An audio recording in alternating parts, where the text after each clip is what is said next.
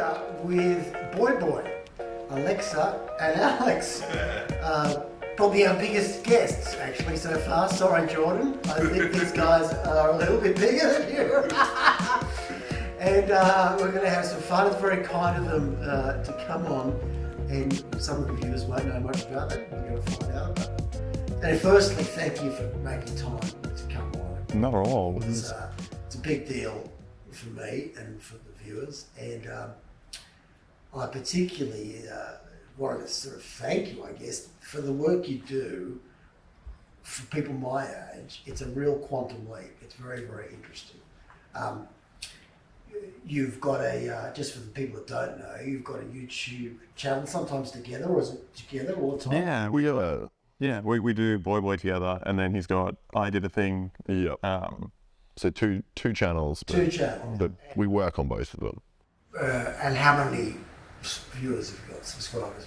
I think together, like over 4.5 million. Yeah, I think 4 million on I Did a Thing, and then 600,000 on Boy. So that's why I put them together, so I could We just say 5 million. It's quality, not quantity. People that want to see you get shot. Yeah, exactly. Yeah. And that's quite phenomenal. I'm pretty happy with the 15,000 views I've got. But that is 20,000 on Twitter. But that's big numbers. And what I particularly like about you is that it's not like anything I've ever seen, in that you're relatively straight-faced and you question things, but you're not even particularly slapstick, nor are you totally serious. And I think it was the same with Jordan Shanks. It doesn't matter.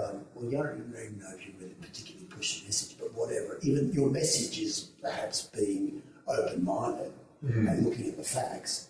But you get people to watch, and that's important. There's no point, having a message if no one watches. Yeah, 100%. And you would have that's for terms that are for viewers. I mean that's a lot more people than read the editorial of the Australian or the Sydney Morning Herald or these big. So in some ways, that's a real quantum leap, and that was never the case when I was growing up. To say that you get through to people and you're not trying to push a barrow. Yeah. It's kind of open-minded. Well, I'm definitely trying to. I'm glad it comes off that way, because they're definitely always picking and manipulating a little bit, but yeah. I find it in a way that's certainly not. What's manipulating about trying to get people to be open-minded? Yeah, that's it. One of you. Well, I don't know, but I saw the I Got a Haircut one. Oh, yeah. About going to Korea. I think actually went to Korea to get a haircut. And unfortunately, you'd think, in my generation, you think that that's kind of a joke and you're going to have a green screen, but you actually go to Korea. Yeah, it's not Korea. And, which is pretty cool. I mean, I've done a fair bit of travel for documentaries, but I've never been to North Korea. And usually one of the many things I liked about it was, and this is the same as we had, I was the fixer on this sort of extreme, sold as extreme documentary. So we didn't go to North Korea, we went to Afghanistan and Sudan and various other places. But I was always, I used to work in Rwanda during the massacres and things like that, and all these places that have got this sort of name, the reality is they're never as dangerous as they're depicted. Yeah. And I love the way that you brought that across. You can actually get a flight to Korea. Yeah. You go there. Well, I think you didn't get kidnapped or anything, If anything, I mean, I personally felt like North Korea was probably one of the safest places we ever went, just because the rules were so clear. In another country, you could potentially, get mugged or get attacked on the street, but by accident, from bad luck. Yeah. In North Korea, it's just impossible for anything to happen because you're constantly. I'm saying they don't want anything to happen to you, because otherwise they just get the whole world's press being like, what the fuck happened to these 2 Australian boys? Yeah. So it's like they are looking after you at all times. As long as you don't piss on a poster, you're going to be fine. But you can get in trouble for doing that here. Yeah, exactly. Once you're offside with the cops, even if it's small, you think to go about in one hit. If you don't have, look at Christo and his story, and it's you know, the message behind that I think was really good, as I said, because 90% of the world media run all those stories about the haircut, and I thought it was quite thought-provoking. I said, once these things get out there, you don't have a certain haircut, it just gets rerun and like it's fact. Yeah, it's just one of those things where like no one's going to verify it. Like there's no reason to go to North Korea to see what kind of haircuts they have. It's interesting how that stuff gets played. It gets played on seemingly intelligent shows, and of course the small things make a big difference. If we really, if that's all you know about North Korea, and we decide to go to war, manufacturing consent kind of thing, they're the sort of things that stays in people's mind. And I used to see that, and again, it's funny how they reach all sorts of areas. And in fact, as you said, it reaches the more sort of progressive areas will hear that kind of stuff, which is not true. And sometimes it's overt, what we call information operations in the military, which is something which is not always necessarily false, but it's kind of exaggerated. We will get footage of ISIS killing a gay man. Right. True. Yes. This is how it's pitched. And so you get the progressives who could be anti-war and suddenly without really thinking it through. Yeah. That happened so much with North Korea because we found at one point we interviewed the people in Newtown who were, super progressive about different things. Yeah. And then, like you said, just fell for the most basic lie. It's just so easy to disprove. I love that. If the viewers, if you haven't watched this video, however long it is, not very long, 12 minutes or something, it's very good with their haircut. And even my 15-year-old daughter, I told her about that. I explained to her about going to Newtown and interviewing people with top knots, and them all going, I could never live in a place where everyone had justice. And you got dressed as I would know. Not even it's completely straight face. Which I love. And and you just do that straight faced, and I think it's again, I really do. I think that's the sort of stuff that can save the world, because people, it's thought-provoking, and it sends a more powerful message about North Korea than a sort of 10,000 word essay, which no one's ever going to read. I also liked Disney Made Us Gay, which was good, and I love the way it's a good message for me, because I'm sort of dipping my, even though old enough to be parents, but I'm dipping my toe in this stuff. And the haters, it really get to me. And I love the way you start off and you've got the sort of comments saying, are they gay? And you just make a joke about it. I've seen someone else and you say, well, here we are in our matching pajamas. And what was good about that is we just confuse people even more. It's like, now we really don't have an answer. And I love that you made a joke. Nothing better than to just make a joke. Well, that's what you have to do on YouTube. In fact, I saw something, quite a good thing on 5 years ago about these people who were out-of-work actors doing the real lives of the Disney princesses. Quite funny. They did that too. They got a lot of haters, and they just read out the haters. You don't really look like Cinderella. And all that kind of stuff. But then you go to Disneyland as well, and again, the truth tells the story. The sort of religious guys out there, and then they go to a cafe, or they go to a particular cafe to sort of like to regroup, and they actually are really upset about it, and they're convinced that somehow there is some. And I was waiting for the subliminal message to be revealed that there had been some, and there's nothing there. All you find out is they're brainwashing their kids more than Disney ever. It's just like... that's right. I've seen quite, it's funny how that's taken hold. I've got a radio show now, and they, my attitude is to speak to everybody, and not to say, I'm not going to speak to those people. I think that, like you, I think that's bad. That only if you get more and more stovepipe, that's bad. But some of the things I hear, there are ads on the radio show, and they're talking about how bad the US education system is and how they've been filled with propaganda. But I don't know that it's actually true, in the sense that a lot of it is jump. Yeah, as you said, nothing worse than if you're growing up in a family where the parents are really like, well, watch out for this, watch out for that. Yeah. I've got that with my own kids. I gave them phones quite early, and I feel guilty now. But and last time we had a guy on the radio last week, he was like, "Oh, you should never give your kids phones because the pedophile rings." 20 million pedophiles sacrificing, and you don't realise. And I was like, oh, really? It's just to play Minecraft. Yeah. But you think about it, and they as far as I know, she's not, doing dances for Satan worship. And she could be. Well, that's what you always hear. Whenever someone tells this story about these kids, abducted in pedophile ring by playing Minecraft, it's just like, how dumb do they think kids actually are? There's not some 40-year-old sending a kid a message and the kid's like, okay. They're much more sophisticated that's why, because they've had fun, so they're used to people saying hi or whatever, and they like block or whatever. Yeah, so everyone's. But also, it's like So With pedophilia in general, it's often people It's not like some freaky shady ring. It's like 99%. It's the uncle or the babysitter or something. Exactly. These guys are running some like Satan worshipping group that's like doing like 0.1%.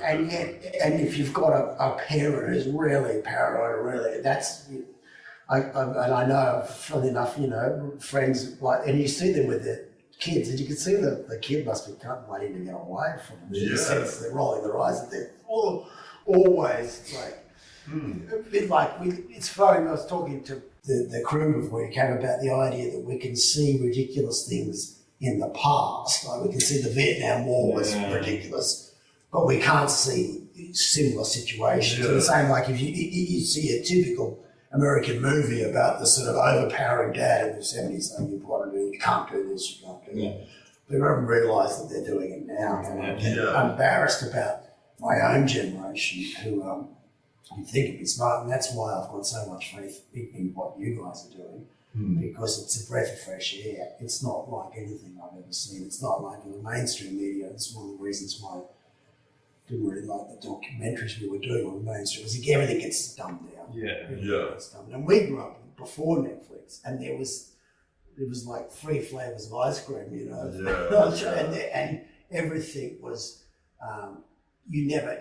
The things that you guys see, sophisticated movies without necessarily, good guys, bad guys. They didn't make them before because it was too niche. And so that is really, really good. But what you've taken another leap, you make your own stuff. You've got another one. You're not beholden, as far as I know. You're not beholden to anyone. Well, except YouTube a little bit. That's the only thing that gets upset. Well, that's obviously me, because particularly me with you said you've negotiated it, but I mean it's because I've got political stuff. You never know whether you've been shadowed. It took me a while to get viewers, and hopefully you will help boost their numbers. And I think that's why the humour's good, because I think YouTube, if you do getting shot with gun like yourself, I might have to get shot with an arrow. See how many shirts I need to wear. Because then they seem to, YouTube's it's funny, the idea, well, if he's going to get shot with an arrow, we'll take off the shadow ban. Then he's going to go do water skiing. That's all right. And then you can do a political one after that. You slip under the radar. Yeah, exactly. Well, our angle was always just like, have the gimmick and then sneak the politics in. That's right. That's smart. That's smart. Use YouTube to... So no crew, we're thinking more gimmicks. Yeah, shoot him with an arrow. It is bad though, because then like you're always trying to outdo it as well. So you just, especially with the I Did the Thing videos, like you're just consistently getting more dangerous. Well, for me, at least it peaked when I was in America, and I was always like, I really just want to put a machine gun on a robot dog, and then I actually did that. And then when I did that, I was like, I can definitely tone it down a bit. Because I'm so close to actually dying. I was like, just do something chill. I haven't watched that one, but I did see the sort of thumbnail, and just go nuts. You have to run away. As soon as you put it on full auto, the dog's front legs lifted up, and it just went... just sprays everywhere. We were behind like a berm just to like not get shot. But the communication between your phone and the I was using a GoPro and it needed a line of sight, so I had to put my hands up, my head up behind the berm, and then when I clicked shoot, it would quickly duck down. And it was just. I love that though. I mean, that's good. That's the sort of thing people would have talked about years ago, and you're making that a reality. Yeah. And even now, when you talk about it, just half of this thinking, did that really happen? Which is good. And I think that's, you kind of worked out, because young men, I know it's why I joined the army, you've got to have some sort of adventure. Yeah. You know, you're not going to, it'd be a shame to be going to a boardroom, with whiteboards selling photocopies or whatever, and you actually have found, apart from, joining the army, you found a way to actually do fun stuff, travel around, a little bit dangerous, and it's thought-provoking. It's kind of ticks quite a few boxes. Yeah. Well, when I was a kid, I actually slightly toyed with the idea of joining the army a bit, because I always loved blowing stuff up. Yeah. And it was like, just took a different avenue, and I was like, I'll still blow stuff up. It's good. Just at home, It's good. You don't have to take orders from someone stupid. It's good, but that's why I did join the army. And this is, I guess, why I take my mission seriously, because the army is a good thing, but as long as the people at the top are trustworthy. It's a terrible thing if they're idiots. You just so mistakes will always happen, but it's really quite important to have the people at the top, whether they're politicians, and they can be different flavours, but they can't be crooks. They can't, be sacrificing people. They can't be saying we need to go and bomb North Korea. We don't need to go and bomb North Korea.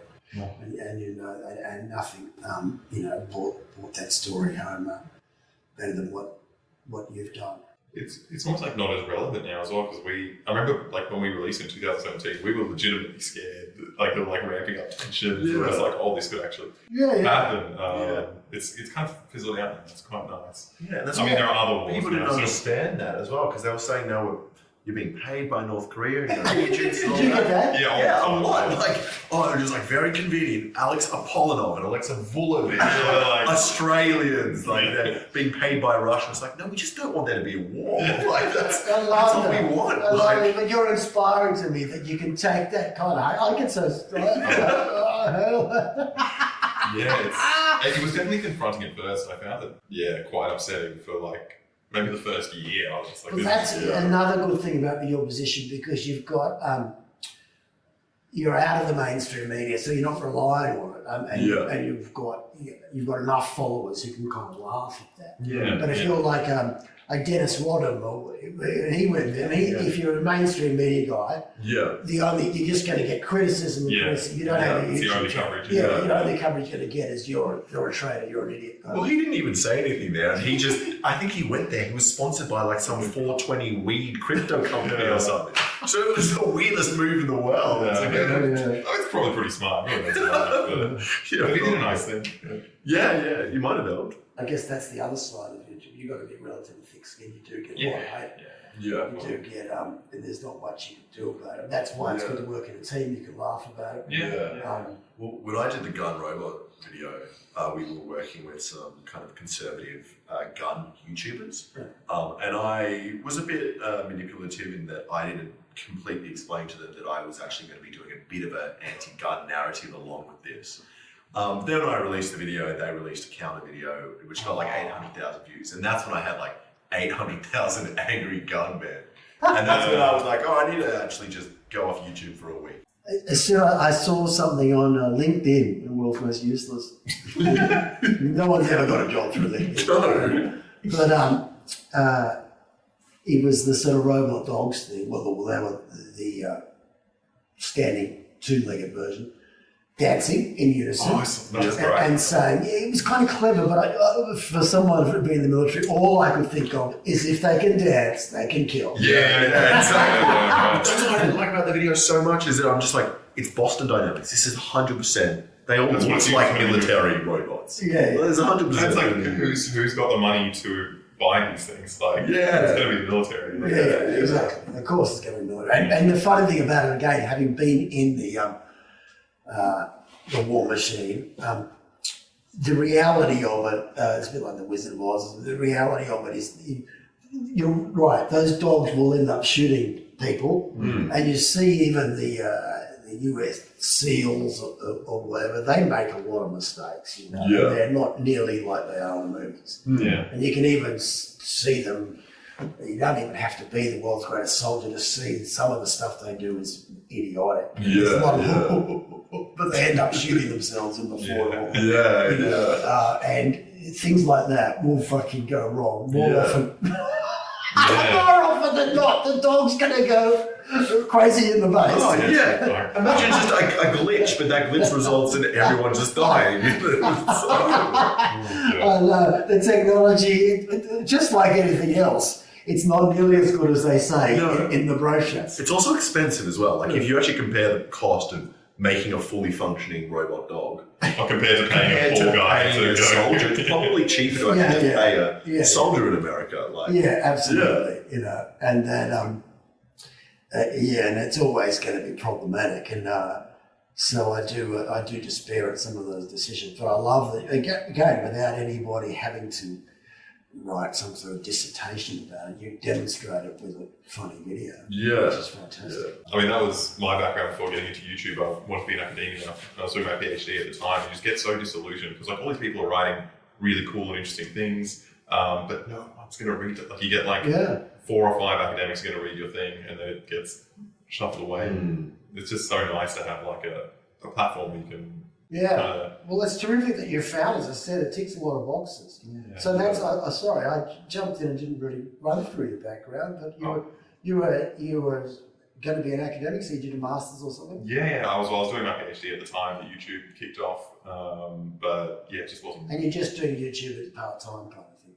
Barely even part-time. I don't even know what we were doing for this. I think it was just the first to amuse each other. It was literally like we didn't even consider that we were going to have a YouTube career. When we made the original documentary, we were just like, this is a point that we keep hearing that pisses us off. So why don't we go to North Korea and actually see this? Like we had no intention of making any. Was that an early one, was it? That was our first video. It was your first video? That was our first we wanted to travel to North Korea. That was pretty crazy. Did you get people trying to talk you out of it? Did they think that you were totally lost? My mum was very concerned. Very concerned. And I was almost at the point where I was like, do I just not tell her? I'll just go and then tell her afterwards and be like, so I just got back from North Korea. Maybe I like to think that they can pick up on the feel. Like my mum didn't want me to go to Afghanistan the first time around. And she thought I would die. And I didn't die, but to a certain extent it did become a big part of my life. So maybe she picked up on that. She did. It changed her life, you know. Well, it did definitely change her life. So. And so, the Korean thing, it did. Very good video. I think it probably sat on like 10,000 views for a good 3 years or so. It took a while to... But as I said, considering you're academic, you know, there's a lot behind funny videos, but actually... if you have your own audience, you know they're going to watch it, then you really don't need to... Or there's just enough people on YouTube that you know that, like, if even 0.01% of the population, there's going to be some people that are interested in ancient Rome. So it's like... And that is a beautiful thing about it. They don't care about whether it's trendy or not, or, you know, who else is watching it, but you do get a certain likeable naivety where you get some of the YouTubers that are really popular. They're kind of almost a bit geeky or whatever, but people will still watch them and they don't necessarily judge them. It's one of the things I like about what my kids watch is that they're not nearly as judgmental and you know, about someone doesn't have to be stereotypical. Men doing makeup or whatever. They're quite open-minded in that regard. Or whatever, the way someone looks and talks, and they don't you don't even necessarily have to be, you know, it doesn't have to be slick at all. Which I think that's a real step in the right direction. As you said, you can make it quite niche and something. You might get a lot of people who want to watch it. I think the majority of YouTubers that we've met in real life are quite antisocial in terms of they seem like their whole career started in their bedroom, and then it's like then after that, they're thrust into the public life. But the crew guys introduced me to critical moisture. Moist critical. Yeah. We've met him in real life a couple of times. And very silent. he's a lovely guy. He's got some enormous amount of views. Yeah. I know he's not bad, but he's just very, softly, slowly spoken. Nothing, there's no particular sort of hook or anything. People just like him. Yeah, there's enough people out there. Yeah. And he gave Geordies a good run when he's houseboat. Which was good. Yeah. YouTube is helping YouTube. And I think that's important because the mainstream media have got such a stranglehold, and we have to kind of, we're not really in the club yet, but soon. Junior member of the club. But you're working together. You might have slightly different views on things, but that is, you've got more in common. Yeah. And need to. And I thought that was great. It's the Aussie Cossack did a thing on Jordan's house burning down. Went there, which was good. In the sense that they're not trying to run each other down. No.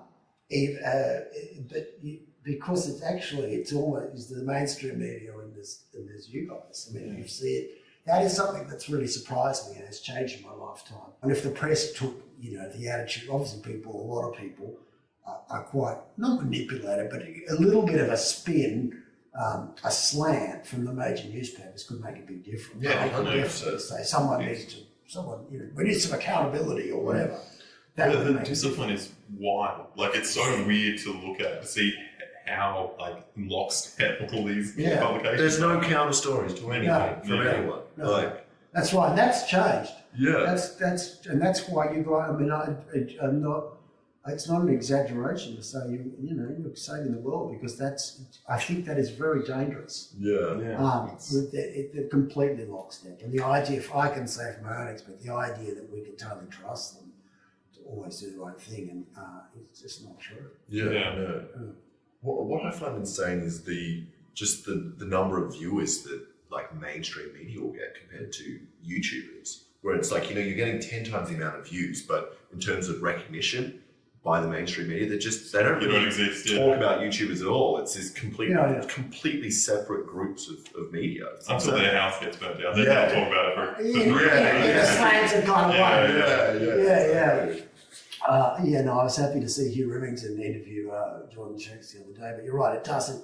It's becoming two separate worlds. Of course, you can only believe what you read. I was the same. I grew up in a conservative family. We read the Herald and the Australian every day, and you kind of believe what you read in it, and you can't blame people for believing what until they realise that there's a bit of a disconnect. And that's why there's not even mention of any of this stuff. It's like it doesn't exist.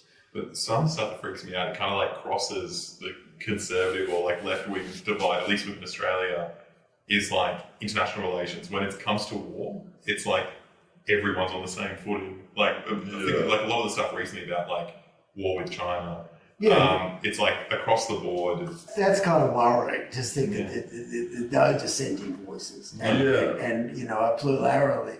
I can't even say it. More than one opinion. It's a good thing. It's got to be a good thing. And you're right. You watch very occasionally you watch. I went to Melbourne and there was no Netflix flat, so I had to watch free-to-air TV. And in some ways, it's very jarring. It's oh my God, all these ads for Kentucky Fried Chicken. And you're oh man.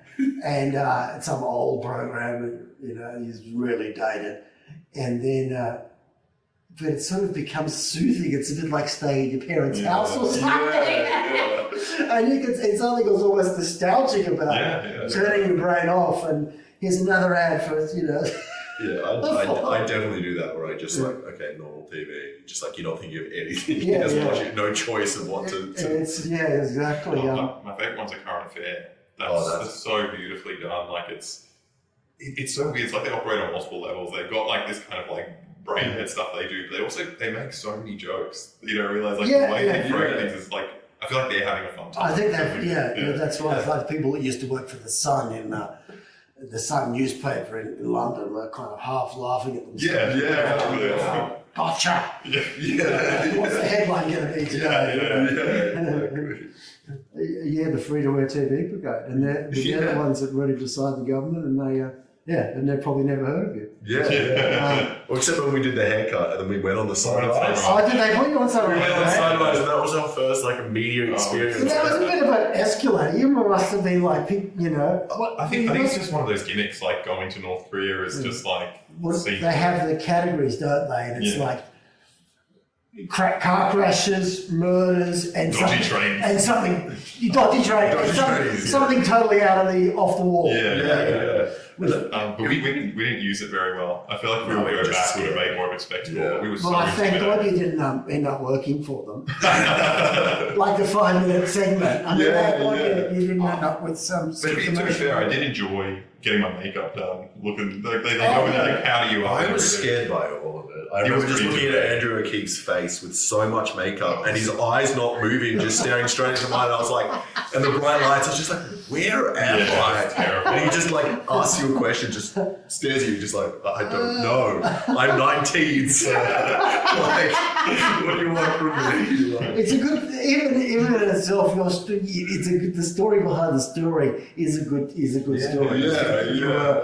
You were student. That was your first video, and then not only do you survive North Korea, but you're on Good Morning TV, which is itself that's a little bit more scary. Yeah, it's so scary. What we found out about those morning shows as well was that I don't know what the producers were doing, but no one had watched or knew anything about the documentary. No. And they were repeating the same tropes that we were kind of calling out in the documentary. It was just they would actually say, so we've heard everyone in North Korea has to get the same haircut. And we're like, did you watch the doc? That's the main thing we said they didn't do. And that's quite awkward. They say they're in air. You don't want to block them. I don't think we responded to that. No, we were scared little kids. We're like,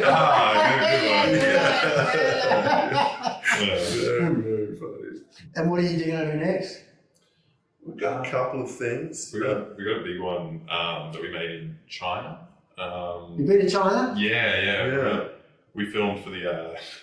you got a dog there. We filmed for the dog meat festival. It's a festival where they eat dog, But we were kind of... I mean, it's a pretty long story, but kind of comparing the meat industry. I think that's good, I think that's very good. So kind of just saying the only reason we condemn China is because for eating dog when we eat all these other animals is because we hate China. There's this media storm around it. And it was pretty interesting because there's actually some funny twists that we didn't really expect. We ended up, I'll look forward to that because it's great because we have all these kind of mental images about what's right and what's not right, and they're all based on it. You're right, and that's a really good way to look at it. It's to say, a bit like the sort of Murdoch news thing. People already have a disposition, and they're just looking for evidence to prove what they already think. As I said, that was one of the things about the wars. Like a lot of the people condemn this kind of dog eating.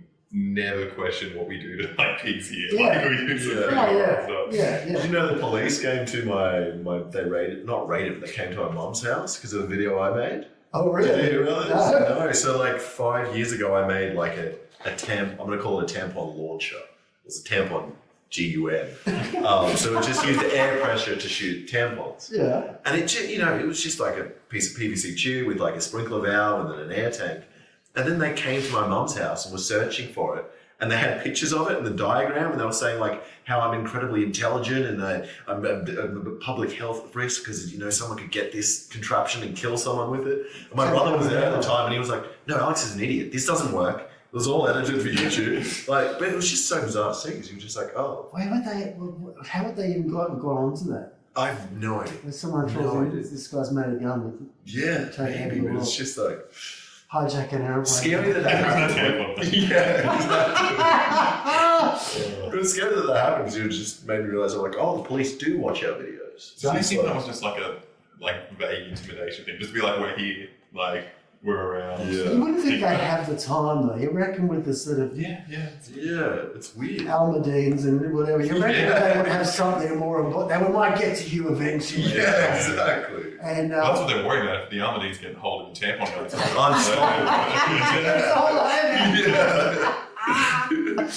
But it's The mind boggles. And but of course the problem is, a bit like Krista, say you get into a fight, say you're a bit affronted or you've got some mental health issues and they come on this furious thing and then it turns ugly. Yeah. Or they say they're going to hold you because they didn't like your attitude or your brother who were there attacking you. And that's so I said that's why it's all very well, and I'm not anti-police at all. They've treated me very fairly. But I always say that because I like to do credit where credit's due, and I don't want to always take. If you always take one side or the other, you don't really have an opinion. Just a cheerleader, but they have treated me fairly. But this is what you need: good people at the top, because they have a tremendous amount of power. And to ruin lives and for all that kind of stuff. Once you could, it was all very well passing all this national security law with these hypothetical people who are going to blow up Australia. But now the laws have only really been used against people like me and and who knows yourselves. Like, what does it feel like being a national security threat or a? What are you? It's good and bad. I'm a national security threat, which is a problem because that means that they can. And it's particularly bad having been in the security apparatus because sometimes ignorance is bliss, but you know what they can do to you and that they can entrap me. They can sort of get agents to come along and pretend they want to work with me as camera crew and actually try to set me up into doing something. I think I've already been approached once with someone who was like, the satanic pedophiles rings have taken over. You and I need to do an armed rebellion against this country, no. Whoever's this thing, I do not believe in taking up arms against the country, and they can do that kind of stuff. Do more than just listen to your phones, but actually, as if you were someone who was here to blow up our breach, in which case they could, they can actually do a lot of stuff. They can poison you or feed you stuff that's going to make you unwell. Anything that you might do to some extremist who a bit like what the FBI used to do back in to Martin Luther King or whatever. And that's once you're classified as a national security threat. And the problem is there's no adult supervision. There's no one to say, well, he's just a political guy. You couldn't, there's no one there. When I grew up, and as I said, I came from an establishment background, and I always assumed there was adult supervision. You'd always assume that there wasn't really, but the heads of ASIO, they're appointed for political reasons. And one of the things about national security, I noticed this again going back to history, a great game when they were fighting over Afghanistan in the 1800s. It was the same thing, and to make yourself relevant. Everyone wants to be relevant, but if you were like a spy in Afghanistan, you wanted to say this is a big problem. The Russians are going to come. The Russians are going to invade. And then you were suddenly the big guy on the block. And so they're always, and I guess there is always a chance. It's a bit like China now. If you really chalk it up, like those 5 people who wrote the thing for the Herald, they were nobodies last week. And they're front page news, but only because they said, oh my God, China. If they said, well, I don't know, probably not a big deal, then no one's going to listen to them. And so and the human nature is such that if you want to talk something up, it makes you more relevant. And I think that's a bit of a problem. People are saying, and apparently we heard from Bernard Collaery that even though they dropped his charges, it was the security agents were very reluctant. We've got to make an example of this guy. And even though the politicians, but the elected people were saying, no, we don't want this to go. Unelected people are like, no. And then when they start saying, we can't explain to you why this is so bad, that's the problem, because there's an assumption. You can't do much about that when you don't understand, but there's an assumption that there is this sort of secret stuff which you wouldn't understand. But I can tell you that's wrong. There's nothing. There's nothing about that pick the normal. And in fact, normal people have quite a good. We all have security guards or whatever. You have some.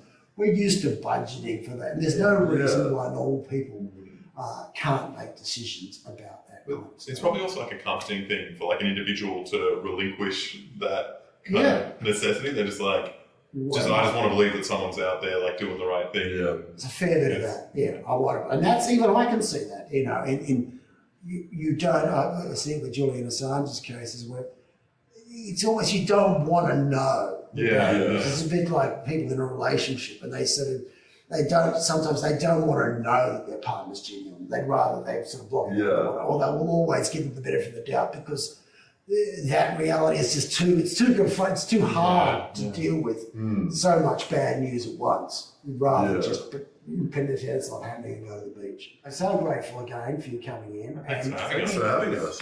Even more grateful for the work you do, even though you don't see it as that, but it's such a breath of fresh air that you'll just bring a fresh mind to these big subjects. And you take the haters, but luckily you've got a lot more lovers than haters. Yeah, that's probably why we can do it, is because at the end of the day, there are a lot more people. I think it's also different for us because like we're, I guess, financially rewarded for doing what we do. I think it's different in your case where you're doing the right thing and you're getting punished. Like, you should have made a YouTube channel first. Then you get the clout, and then have the backers.